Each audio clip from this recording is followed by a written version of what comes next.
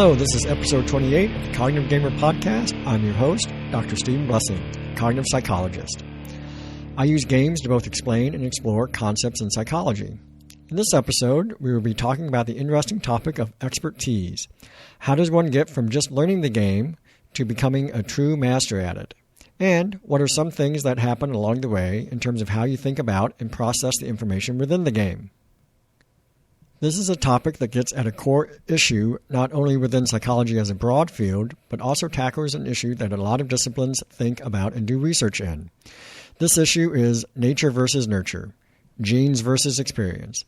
How much of who we are is due to genetic endowment we have inherited from our parents versus how much of it is due to the experiences that we have had across our lifetime. And of course, there's the interaction of the two. Perhaps some of our expertise only came about not only because we had the right experiences at the right time, but also because our genetic makeup allowed us to learn from that experience. This is as much a physiological, neurological, and even philosophical issue as it is a psychological one, and we will touch on all aspects as we move through our discussion. Think about the games you feel you're really good at. Maybe it's a first-person shooter video game or a deck-building card game. Where do you think your skill comes from?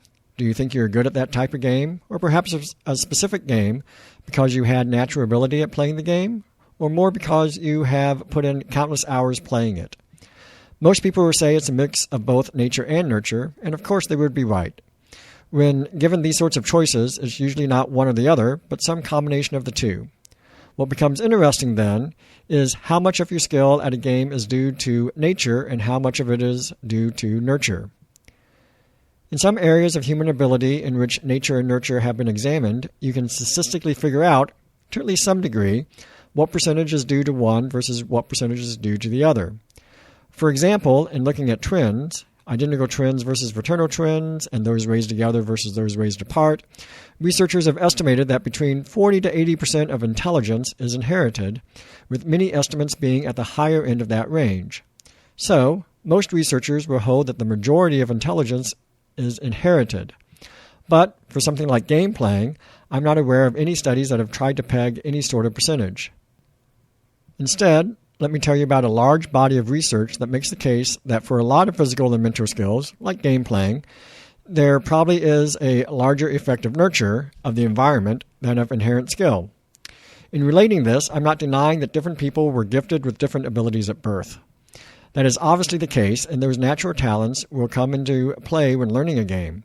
Some people are just going to start off better than others. But I feel that the research paints a very important role for practice in honing any such skill, such that if a person dedicates themselves to learning a skill, that is what is going to determine much of your ultimate success. An interesting observation in this body of literature is what is referred to as the 10-year rule or the 10,000-hour rule. This got a lot of play in Malcolm Gladwell's book Outliers. I've seen some critiques of this notion over the last couple of years, but I believe the general theory is solid. The basic idea is that to become a world-class expert in a field, it takes about 10 years of dedicated, deliberate practice. Or to calculate it out, about 20 hours of practice every week over the span of those 10 years. The cool thing is, it doesn't matter the domain. Violin, mathematics, ice skating, chess, swimming.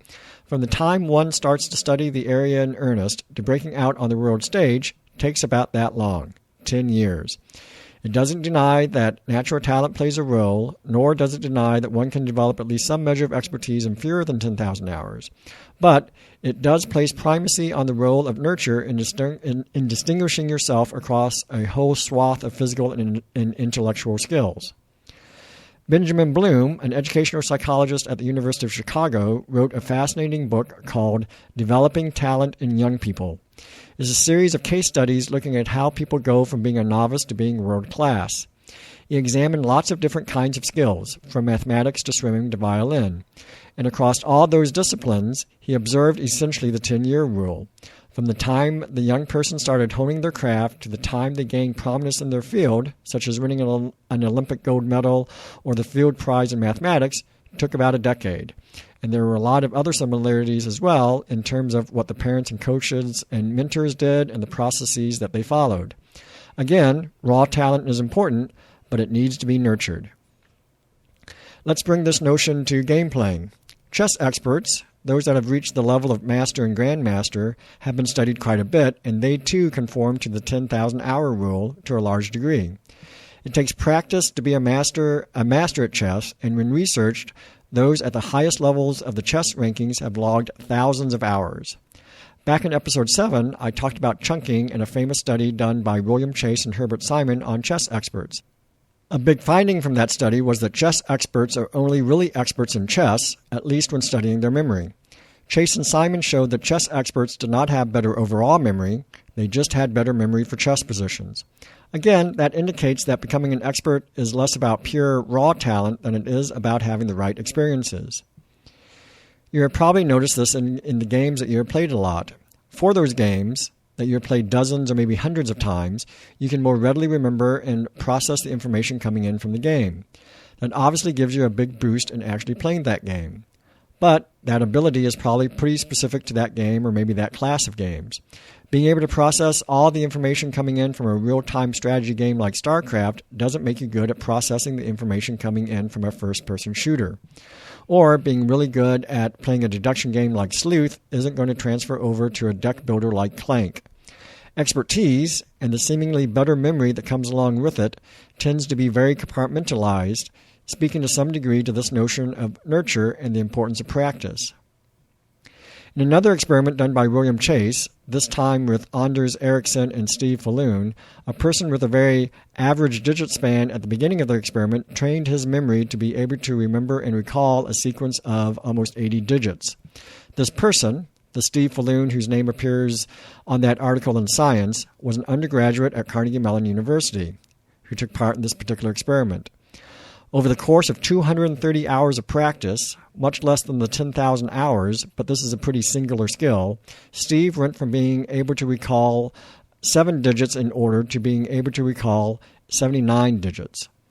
In examining how this was done, Chase and Ericsson discovered that Steve had created what they termed a retrieval structure in long-term memory that essentially allowed him to bypass working memory in order to store the numbers and fix them quickly into long-term memory for later retrieval. Steve was an avid runner, and this retrieval structure was based on running times. When the numbers would come in, Steve would associate those numbers with running statistics and put them into his long-term retrieval structure that he had built up over the course of this 200-plus hours of practice. Ericsson and Chase had other people go through large amounts of practice as well, and they too increased their digit span size. Again, this is emphasizing nurture over nature, at least in terms of memory. And it works not only for numbers, but also for other types of data as well.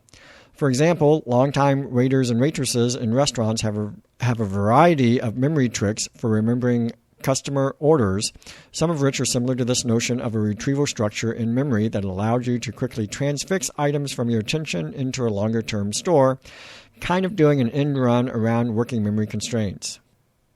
I'm sure this holds true for memory about games as well.